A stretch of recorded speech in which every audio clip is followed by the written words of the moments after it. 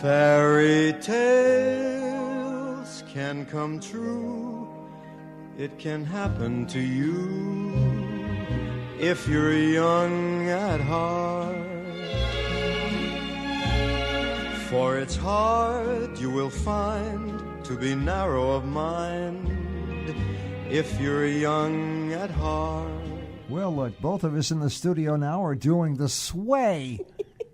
Uncle Frank, nice to have you back.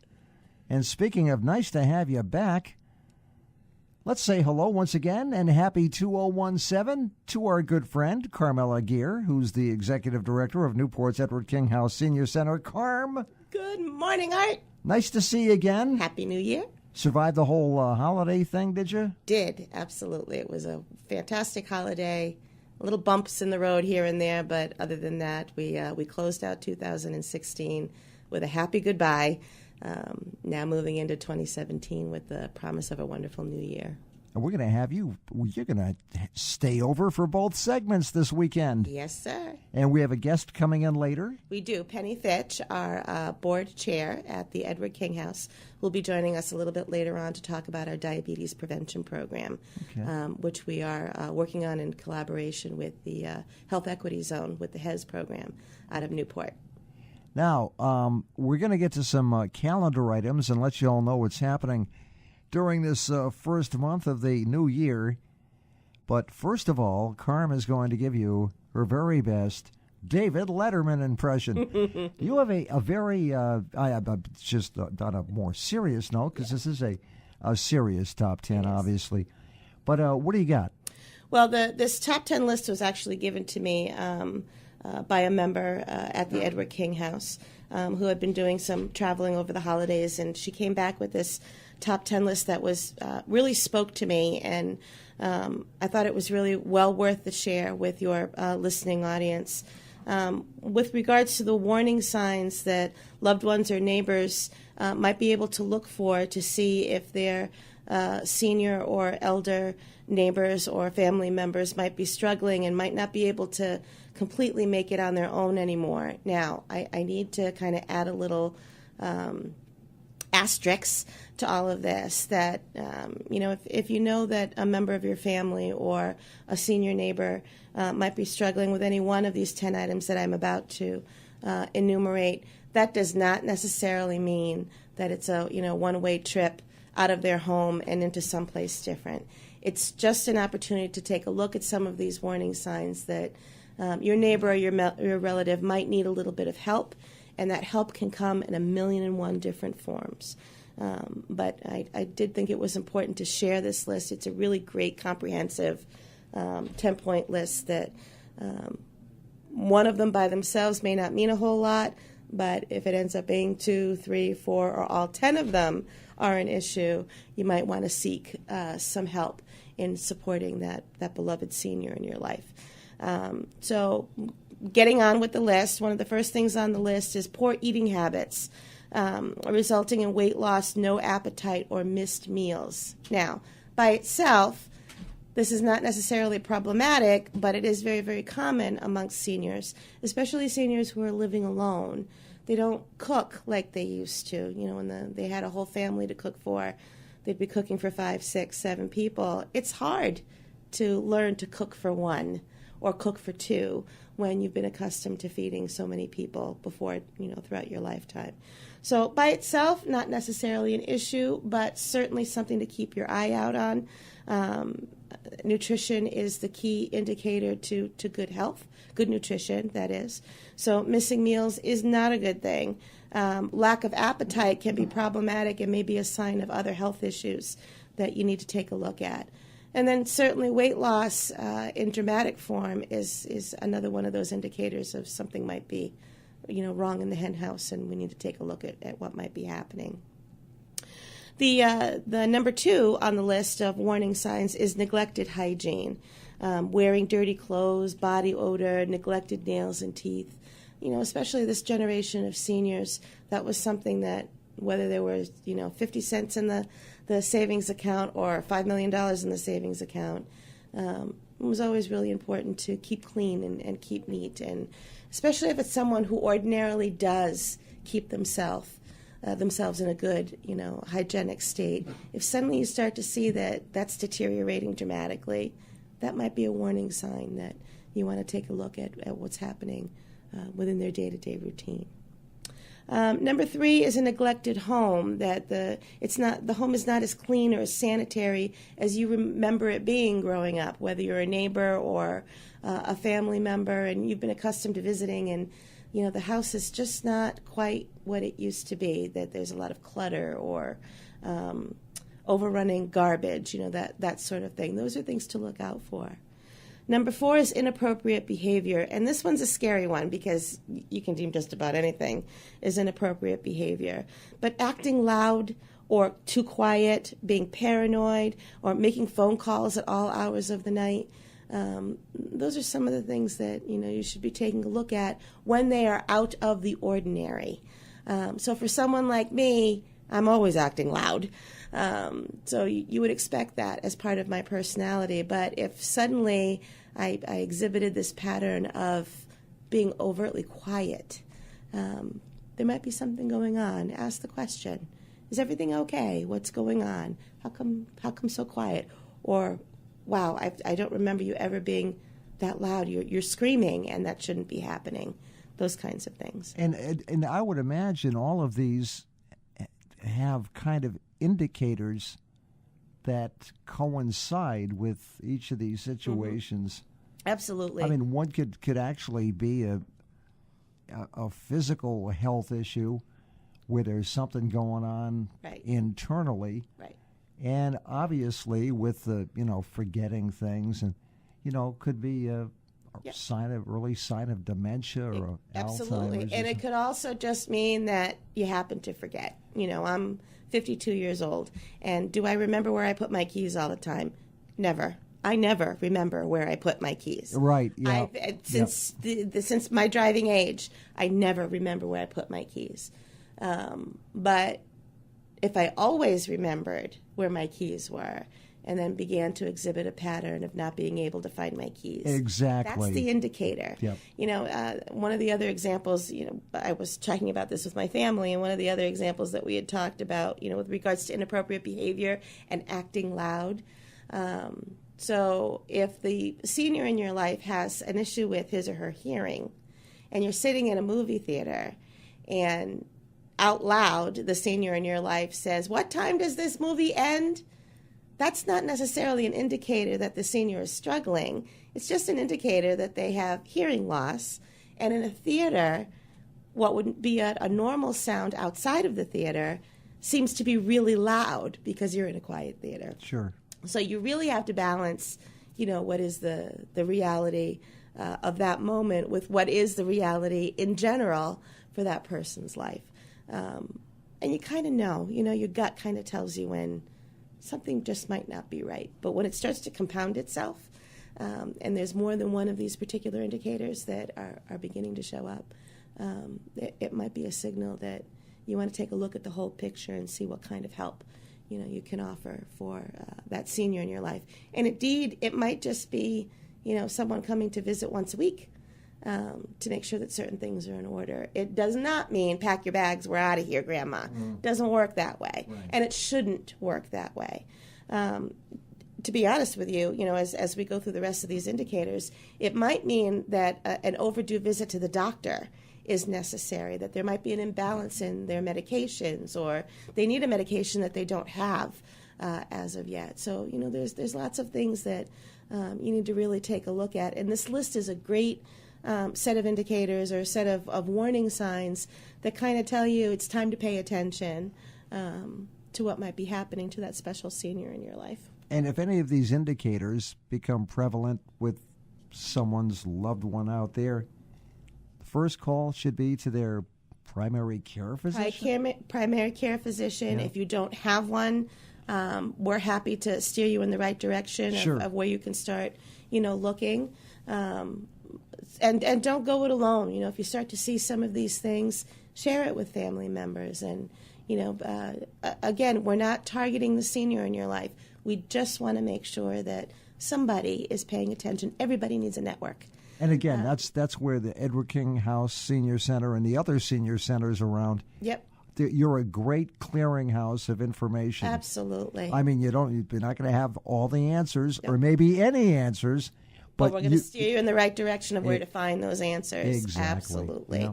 So, give us a call. Call any senior center, the Division of Elderly Affairs at the state level, your own primary physician, if you're not sure, who your loved one or your neighbor's physician happens to be. Any one of us will be able to steer you in the right direction of where to go next and what to do next. Yeah. It does not mean that you necessarily have to go shopping for, the place to put grandma or the place to put grandpa or, sure. That sort of thing. It might mean that, but not at the stage of trying to, hash out what's going on. Not exclusively. It might mean that mom needs a hearing aid. It might mean that, mom needs a little bit of help at home. It might mean that mom's joints are sore and you don't know that yet. And she needs a good physical, that sort of thing. Number 5 is changed relationship patterns that friends or neighbors have noticed, that they're kind of shutting people out, or they're looking to make relationships with, complete strangers, which is something that they never would have done before. Those sorts of things. Pay attention to what's going on in the world around them. Number 6 is burns or injuries resulting from weakness, forgetfulness, or misuse of alcohol or medications. This one's a big one. Injuries, big black and blue marks, burns, those sorts of things. It could mean that they're having, a weakness issue that just requires a medication. But it could also mean that there's memory issues going on that could result in even more serious problems later on down the line. So something to certainly, take a look at. It's always really helpful to take a look at your beloved senior's hands. The hands tell a lot as to what's happening, in a person's life. Number 7, decreased participation in activities such as attending senior centers, book clubs, church, wherever it is that they normally go. Now, if they haven't been regularly attending a senior center and they just started and then they kind of fall off the wagon of going to the senior center, that's not necessarily an indicator. But if they're a regular attendee of church or a senior center or a club, or they have a coffee klatch that they hang out with in their neighborhood, or even family events that suddenly they're just not going to anymore, that might be an indicator of depression. So it's certainly something that you want to take a look at. It could also mean that mom or dad or grandma or grandpa have just not been feeling well and are not up to, going to what they normally go to. So you really need to look at the totality of the picture. This one was very telling for me, and it, I've known this all along, but to actually put it on the list was really important for me. This number 8, scorched pots and pans showing forgetfulness for dinner, cooking on the stove. So you may not necessarily notice it on the stove, but you're at mom's house and you go to boil water or you go to do something and you notice that there's a number of pots or pans that have been scorched. Ask the question as to how it is that happened. It could mean that the senior just fell asleep, and that happens.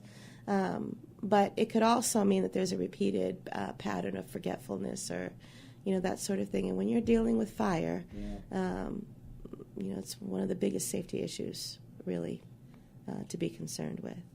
Number 9, unopened mail, newspaper piles, missed appointments. I think that one pretty much speaks for itself, that, there's suddenly piles and piles of newspapers that are hanging around that have never been cracked open.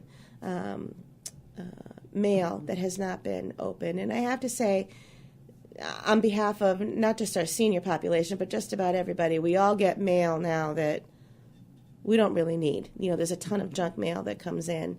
But not going through it for weeks on end, something's up. Something's not quite right and needs to be looked into. And then lastly, number 10, mishandled finances, such as losing money, paying bills twice, or hiding money. Could be an issue as well. The one that stands out to me for that one is paying bills twice. That you didn't remember that you had already paid the electric bill, and then you go to pay it again. Now, is that an easy thing to do necessarily? It's really not. But if you miss the payment on the first electric bill, and now you have the second one that has just come in behind it, you've already paid the first one a little late, but now you paid the second one on top of that. You really want to take a look at those sorts of things, especially for the senior population who's living on a fixed income. Now, just since you brought up you used the electric bill example, I am going to physically prove to you that I have not yet paid my next electric bill. Here is the There it is. National Grid. It is unopened, as you'll notice. And ironically enough, the reason this is in here with me today is because I misplaced it. Yeah, there you go. I couldn't find it. Yeah.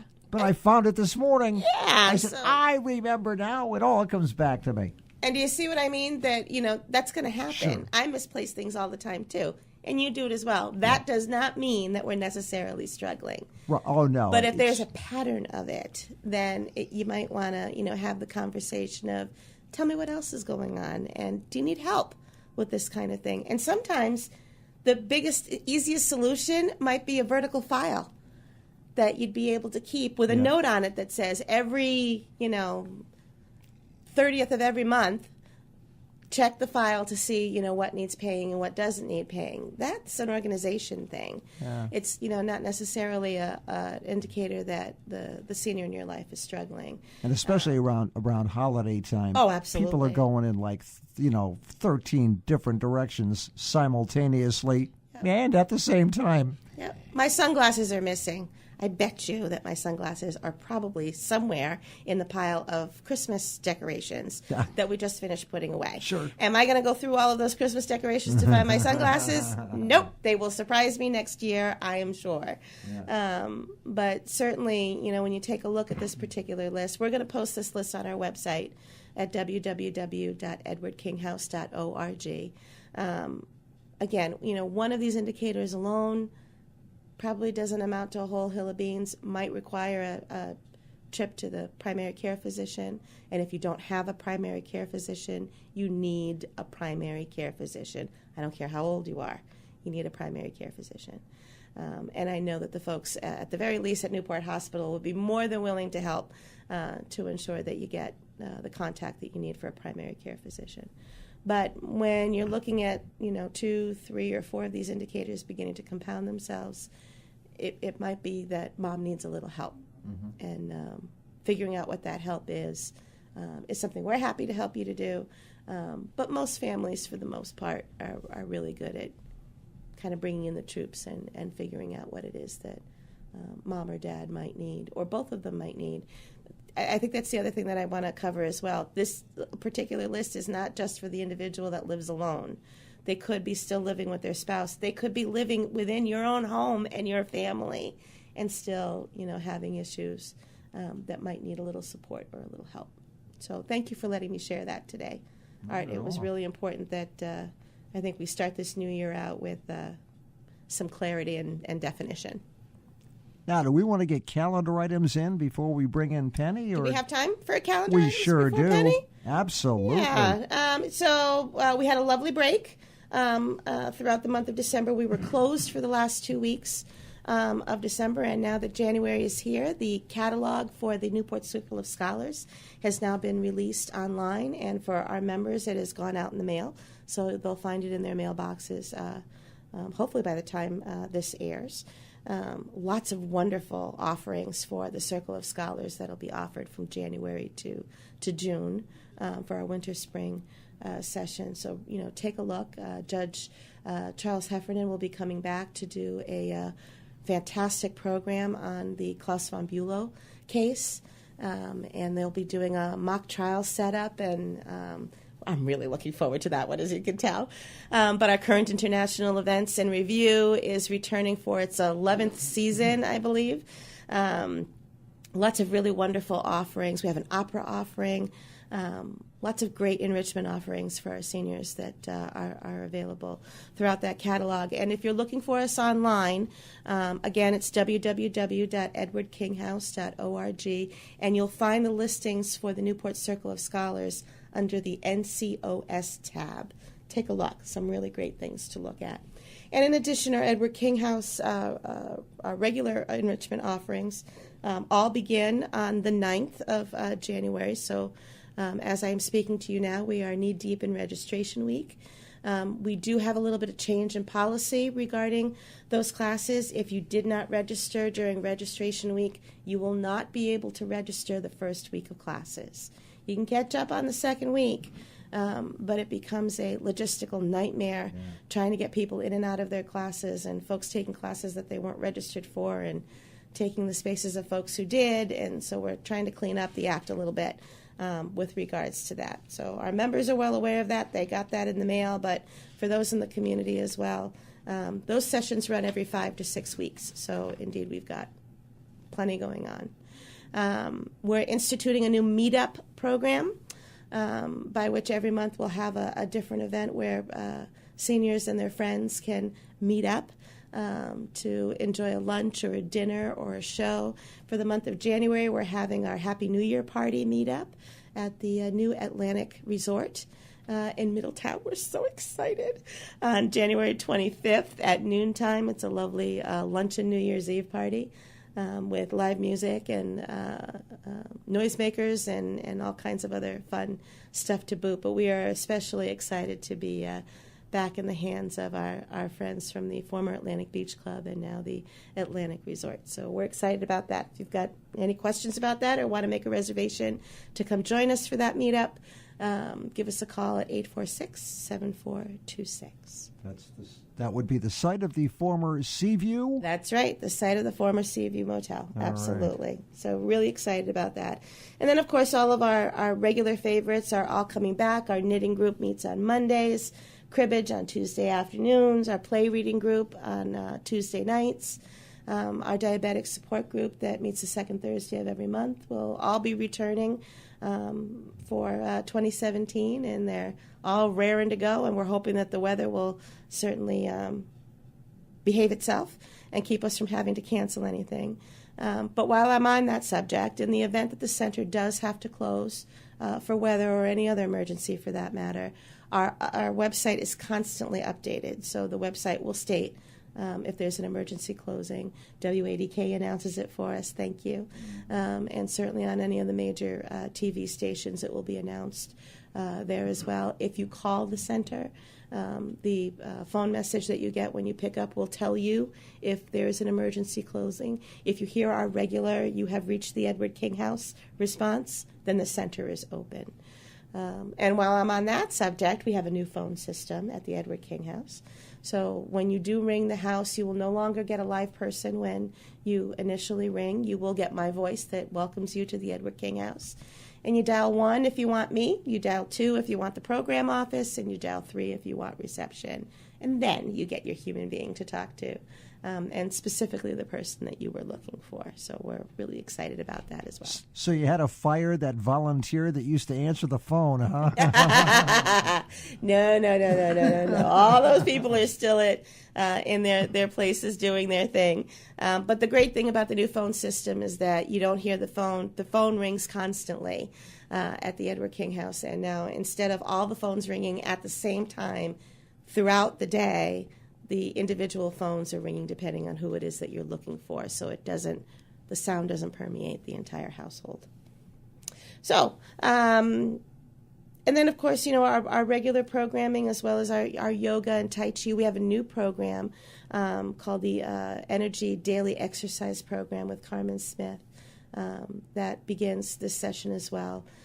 It's a great opportunity for folks to do light exercise that's intended to boost their energy throughout the day. It's also intended for seniors to do on their own without an instructor.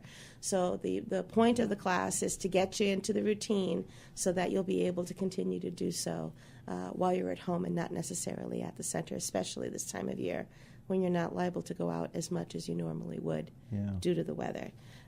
So we're really excited about that. We have a basic knitting class that's starting this session, as well as Janine Bestozo, who's coming back for her drawing and painting open studio. So we're really excited about all of that going on. Good deal.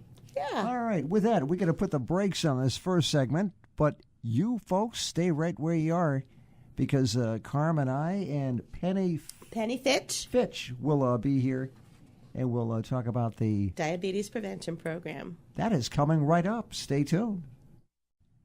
All right, welcome back to this weekend's edition of the Proceedings. Nice to have you with us on this 8th day of January 2017. And joining us, we're so happy to have her on both segments this time around. Again, although we've done this before in the past. Mm-hmm. But Carmela Guerra is here. Hello, Art. She is the executive director of Newport's Edward King House Senior Center. And someone's tagged along. You do the introductions. Absolutely. Because you know her a lot better than I do. She is my favorite tag-along, I must say. Right. I'd like to introduce to your listening audience Penny Fitch, known as Penny the Promoter Fitch at the Edward King House. She is our board chair. She is much more than our board chair, although that's a pretty big position to hold all unto itself. Penny, I'm sure, will tell her story in a moment of how it is that she came to be a part of the family at the Edward King House. But she is my beacon, my guiding light at the Edward King House. She is the wrangler of our fantastic board of directors. And she is a senior herself and a great participant and member at the Edward King House, and she is also a friend to all it is that we do. But for purposes of today's interview, Penny's going to talk about our diabetes prevention program, which we are conducting in collaboration with the Health Equity Zone from Newport. And without any further ado, good morning, Penny. Good morning, Carmen. What a great way to start my day with all of those great adjectives and superlatives. I love it. I was going to say that's a big build-up. It is. Holy A moly. well-deserved build-up, I must say. Well, I have to say that I have three great loves. First is my husband, of course. Second is the Edward King House. And third, more recent addition is the Newport Health Equity Zone. You already have heard what I do at the Edward King House, and I'm happy to do that. But I'm also a resident consultant with the Newport Health Equity Zone, and I'm a trained diabetes life prevention coach. And in that way, I'm happy this morning to represent both the King House and the Newport Health Equity Zone, because both are sponsoring a new course starting next Wednesday for all participants, whether King House members or any members of the community, to come and see if they might be interested in joining a free year-long program of managing weight and exercise and decreasing their chances of ever becoming a diabetic. Well said. See what I mean? I know. I'll tell you what.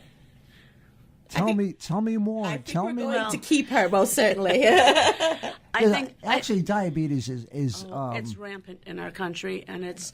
I recently attended a diabetes support group, and I was overwhelmed with the amount of care and worry and concern and just the general way to maintain yourself if you are a diabetic. It's a dreadful, dreadful disease that takes over your life. Yeah. So I am even more excited to be able to offer this program to hopefully help more people not become diabetic. I joined the program myself about a year ago.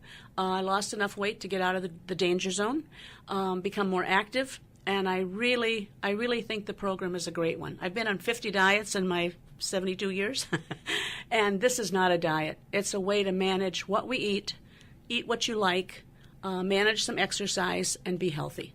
well, now you know that's something that you hear. I mean, years ago, you heard all about these, these fantastic sign up now for this great weight loss program. But now it's more. You hear more and more about the programs. And these, of course, are of the commercial variety, but I highly recommend yours over theirs. Sorry, people. Because it's all about now, it's about managing. Yes, exactly. It's not, you don't have to starve yourself. Right. I still enjoy chocolate cake. I still enjoy pizza. I just know how to eat it in concert with the other things I eat. Right. Yeah. It's balance. Right. Absolutely. And I think that's the great thing about this, the DP. It's affectionately known as the DPP program, Diabetes Prevention Program. But what I think is really helpful about this program, especially under Penny's guidance at the Edward King House, is that it entails incremental lifestyle changes, as opposed to, as you had mentioned, Art, where you make these huge sweeping changes for a short period of time, and you might be successful and you might lose a great deal of weight. But when you go back to living your life the way you did before, all you're doing is heading back down the path to where what got you into trouble to begin with. So this particular program is intended to not do that. And I think Penny can talk a little bit more about that. Yes. Actually, what I'd like to leave your listeners with is the statistics of how the program got started. A number of years ago, the National Institute of Health and the CDC really were starting to be concerned with the alarming numbers of people have diabetes. And so they came up with a program, and they tried it for 3 years in a clinical trial. They found 3,000 volunteers between the ages of 20 and 80. They put the first 1,000 and said, we just want you to try and lose weight and be more active on your own. The second 1,000 they gave metformin to, which is a diabetes drug. The third group, they asked that group to go on this DPP program. At the end of 3 years and monitoring them all along the way, the statistics were the 1,000 people that were just asked to try and do better stayed exactly the same in their percentage of how many of them were diabetic. The second group they gave metformin to, 31% of that group were healthier, which they said that's really great. However, the DPP group were 71% healthier at the end of 3 years of that program. And particularly the people over 60 were much healthier. So they got excited and rolled this out. So we're really pleased at the King House that the Health Equity Zone has partnered with us and given us the opportunity to do this program, because it's not inexpensive, but it is free to all the participants. So I heartily welcome people, particularly this month of the year when we're all trying to think about being healthier, to come to the King House Wednesday afternoon at 2 o'clock.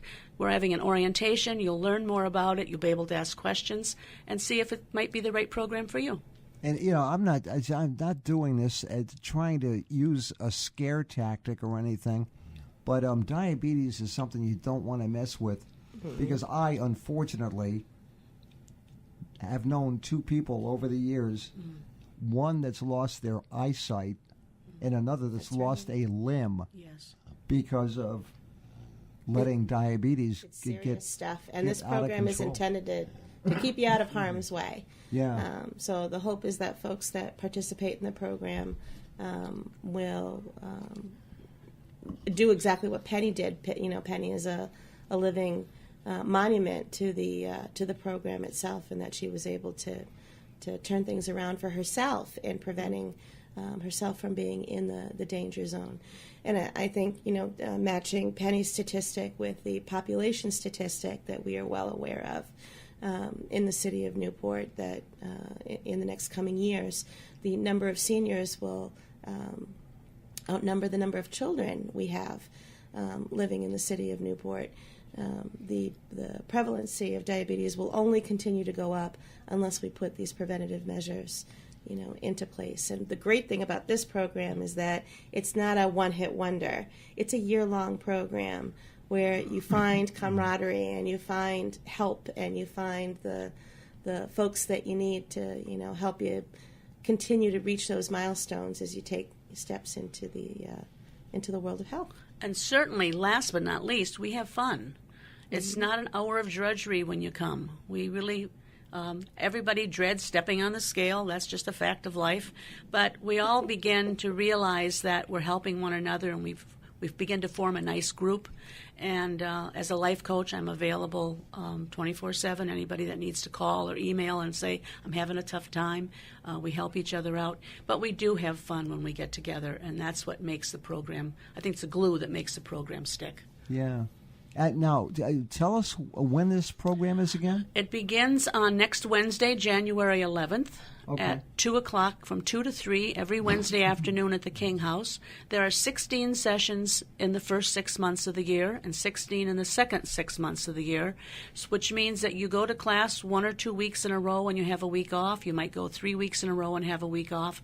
And it's planned so that you learn how to be on your own, step at a time. You're not just thrown out into the wolves once you finish the program. Now, these are people that actually are diabetic, or is it also open as an education type? Unfortunately, if you already have diabetes, you're not eligible. There is a short eligibility test, age being probably the key to most people why they qualify, but they certainly can come to the King House Wednesday, January 11th at 2 o'clock, hear the details, meet me, meet other people in the group, take the eligibility test, and if they qualify, they're in.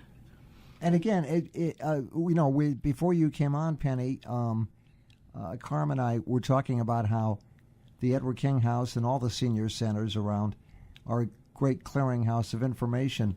If anybody maybe isn't eligible for the program or doesn't fit their schedule, can they just get a hold of you and you can steer them in the right direction? Absolutely. And actually just coming to the King House anytime Monday through Friday, 9 to 4, because we have so many programs, so many chances to get help, so many organizations that are linked with us. So don't sit there alone in your house. Don't be afraid to come in. It took me about 6 months to get the courage to go to the King House because I thought it was a bunch of old ladies sitting in rocking chairs.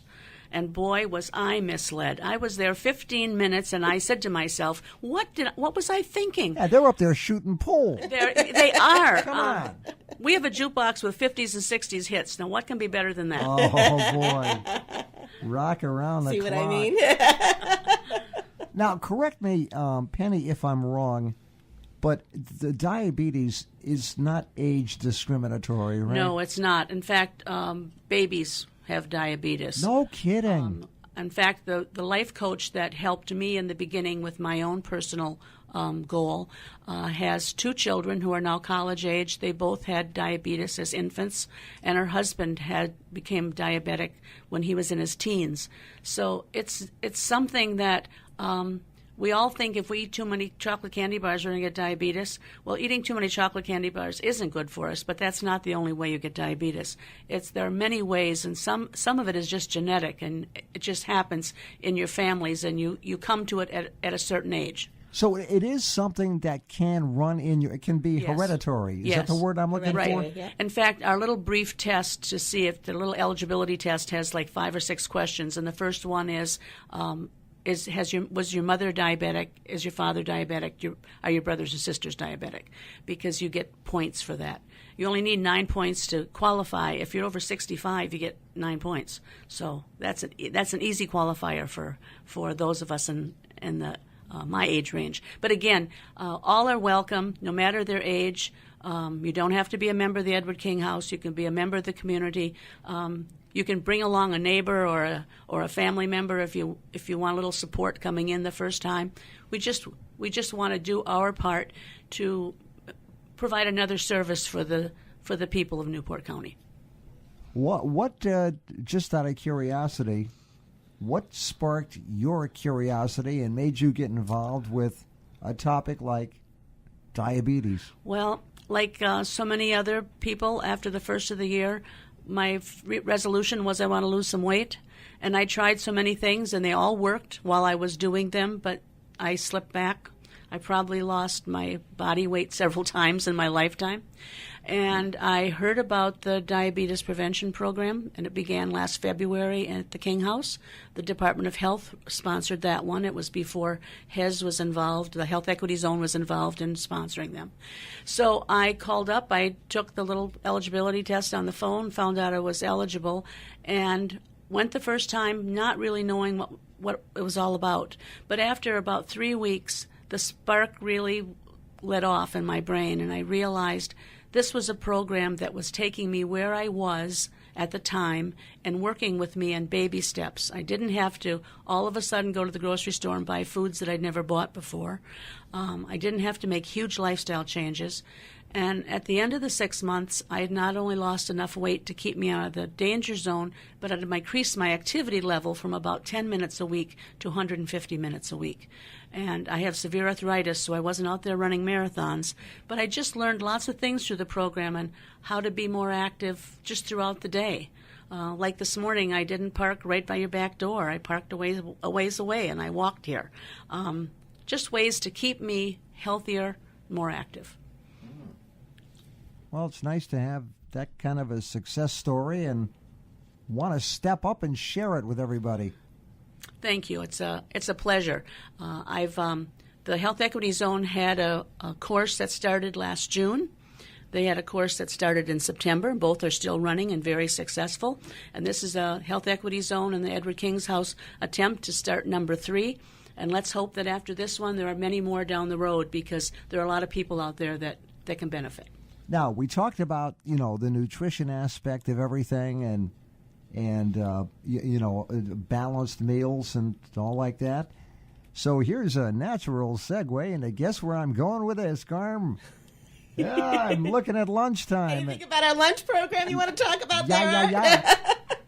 Well, you know why? Because just a few weeks back, I became eligible for that $2 discount. Mm-hmm. Because it's $5 for those 60 and under, or under 60. Under 60, yep. And 60?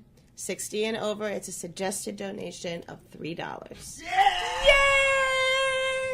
And it's a great lunch. I have lunch there 1 or 2 days a week. And not only is the food tasty, and you get to choose, because there's a month-long schedule that comes out first of every month, so I get to see when things are happening. And the camaraderie and the conversations around lunchtime really add to the enjoyment of the whole thing. It really and is. And these aren't a couple of handy dandy chefs that hang out there at the Edward King House and go, "Hey, let's make some lasagna today." I want everybody to know. It's a really organized, yeah. So, and actually, I know I made this announcement at the end of last year, but it's more apropos, even more today, with regards to diabetes prevention. The senior dining program of the East Bay, which runs out of the East Bay Community Action Program, is what we participate in. Mm-hmm. And it's a fantastic program, as Penny just alluded to. The blessing to this particular program is that they also listen to their constituency. And so we have some folks who cannot necessarily participate in lunch because there may be higher levels of potassium in some lunches, or higher levels of other food sources that they can't, for whatever reason, participate in. And in some cases, some of our lunches, a diabetic really shouldn't be participating in. So they heard us when we said to them, already it's a nutritionally sound and balanced meal that is being offered on a daily basis, Monday through Friday at noon, at any one of the senior centers on the island. But they listened to us when we had said to them, we'd really like to have a fresh offering for our seniors. And we now have what's called a salad option that folks can participate in. Now, there are a few rules to the salad option, only because we are dealing with a fresh commodity. So as it is for lunch, if you'd like to come and have lunch with us, you do need to make a reservation 24 hours in advance by noontime, because the food is not cooked on site. It is catered through Ocean State Dining in Cranston. In addition to that, if you do want to participate in the salad option, and every month there's a new salad option that's being offered. So say, for instance, it's greens with sliced turkey, walnuts, and dried cranberry. It's one of the favorites at the King House.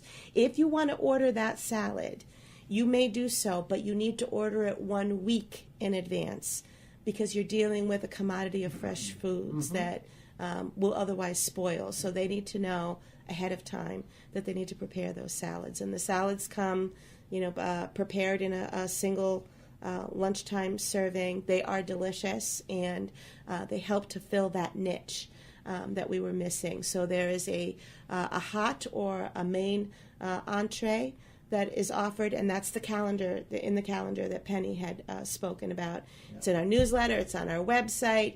Go to EBCAP, ebcap.org. You can find it there as well.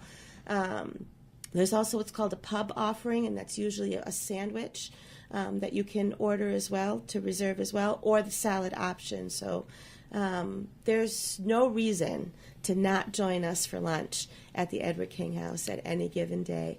The only thing that we ask you to do is give us a call and make your reservation ahead of time. And I think I can say, based on the number of people I've dined with there over the last year or so, the soup is the favorite thing, particularly this time of year. Yeah. Every meal starts out with a bowl of soup. So even if you choose the fresh salad option, you sit down and someone serves you a bowl of soup. And serving is the key. For $3 at my age, I can come in and sit down, and I don't have to do a thing. Someone serves me, asks me what I'd like to drink, coffee, tea, milk, water. They come and give me a plate. It's unbelievable. It's great. That's kind of a crabby wait staff, though, isn't it, up there? These people. They are not. I joke about that every time I have You're Carmen. really good. One of them will sing. Right, talk about people happy at their work. I don't know if I've seen them happier than at the Edward King House. But and again, and we talk about the senior centers and similar type organizations. Just network and work so well together. It's not a competition, and like Carm said, if you're out in Portsmouth, take advantage of the Portsmouth Senior Center or in Middletown. Or go see our friends Cindy in Portsmouth and Arlene in Middletown. Sure. And, certainly we'd love for you to come to the Edward King House. It's not the only senior center in town. There are 3 of them. We need you to get out there. However, I must say, with apologies to the other 2 senior center directors, you, by a long shot, have the best venue. The Edward King House is a mini mansion. It's a mansion, and absolutely. That was a blessing. It certainly when is. you wound up there, because it is really something. It is, absolutely. Now, give me the website again, because again, we go through so much information. You If you missed a phone number, a date, a time, whatever. It's all on our website, www.edwardkinghouse.org. And if for whatever reason you don't have the connection to the internet, give us a call at 846-7426. And Penny, you're a lifelong Newporter?